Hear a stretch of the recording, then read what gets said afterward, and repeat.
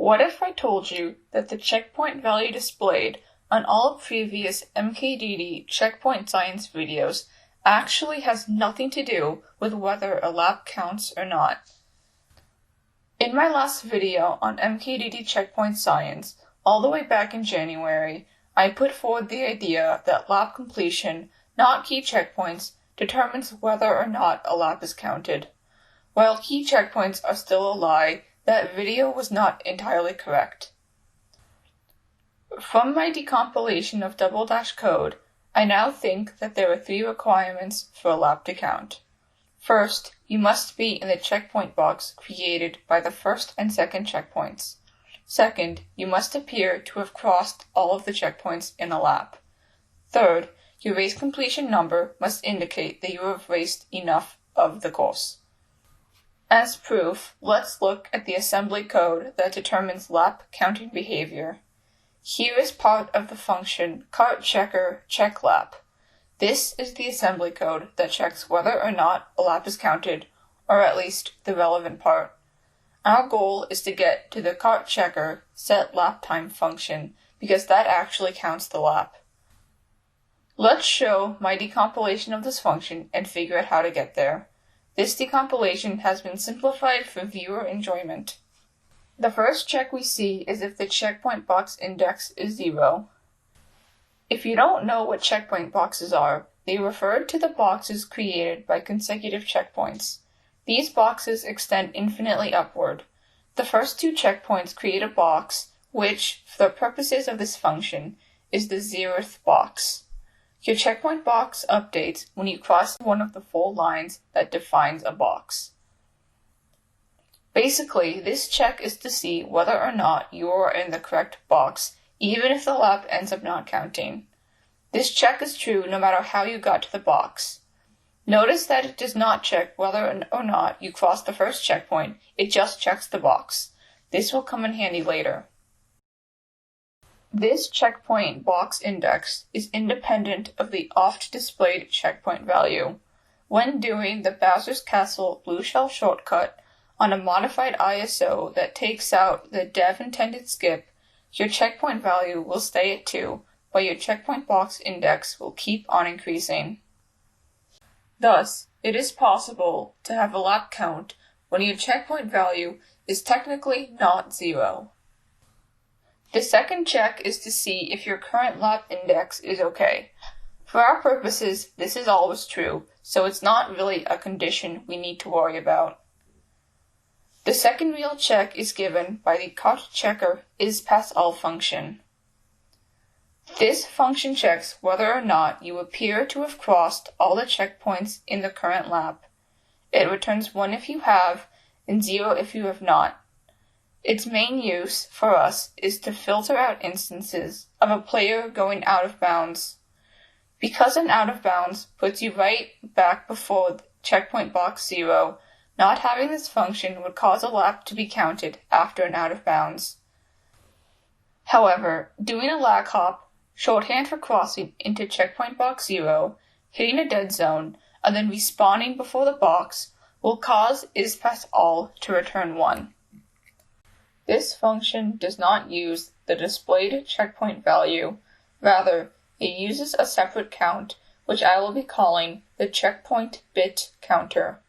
As successive checkpoints are crossed, the value in binary gets 1s added on to the left. This causes the decimal value to be doubled and then incremented by 1. In other words, we need as many 1s in the binary as there are checkpoints in a lap. If we go out of bounds, this counter stops incrementing. Furthermore, this value will never decrease throughout a lap. The exact implementation of this function is not relevant to this video. The final check is whether or not you've raced enough of the course. This is checked by taking the race completion value, rounding it down to the nearest integer, and seeing if it is larger than your current lap index, that is, the current displayed lap minus 1. This is what I was sort of getting at in the previous video, as race completion and lap completion have the same decimal values. If you're reading the code, you'll see one more check. This byte is 0 when the current race has not been completed, and 1 when the race has been completed. For our purposes, it will always be 0, so it's not really a check we need to worry about. If all these conditions are met, the lap will count. This insight can be used to explain out-of-bounds stacking. For review, out-of-bounds stacking refers to when you stack out of bounds by going out of bounds after 50% lap completion. Then, you can do a number of lag hops equal to the number of times you went out of bounds and have the lap count each time. Out-of-bounds stacking works because when you go out of bounds after 50% lap completion, when you get placed back at the starting point, your race completion will increase. If you go out of bounds before 50% lap completion, it decreases. By continuing to go out of bounds, you can increase your lap completion by 1 each time. When you do the lag hop, you get placed back before the first checkpoint. This means that the checkpoint bit counter will reflect a complete lap raced.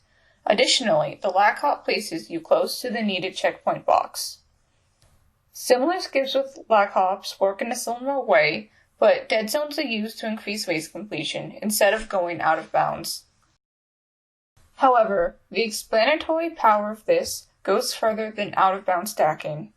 In January 2019, Goomba and Lothjohn found that after doing a bunch of weird stuff on DC, including going out of bounds, you can eventually count a lap from the wrong checkpoint.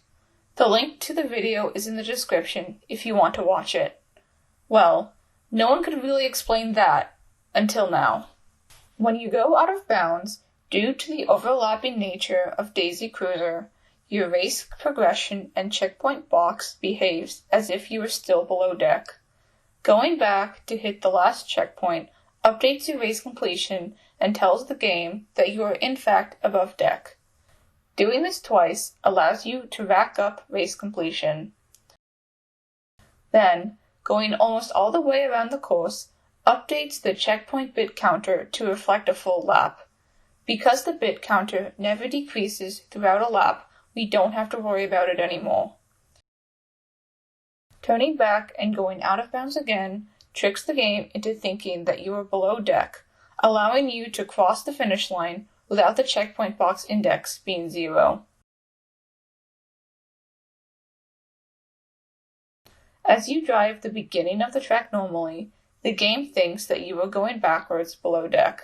That is, until you go out of the below deck checkpoint box.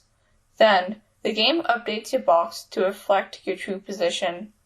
As you drive back, the checkpoint box index goes down as well, until it is 0. The reason that the lap triggers at the wrong checkpoint is because the box, not the checkpoint, is checked by the game. Your race completion, due to the out-of-bounds stuff done at the beginning of the lap, is high enough even after going backwards. And that's the state of knowledge on how the mkdd checkpoint system works. Finally, as you might be wondering, are there any new shortcuts? No. I would like to thank Goomba and Lothjohn for their previous discoveries, especially the DC shortcut vid, which inspired me to look into the code. I would also like to thank Yoshi2 for very generously helping me learn PowerPC.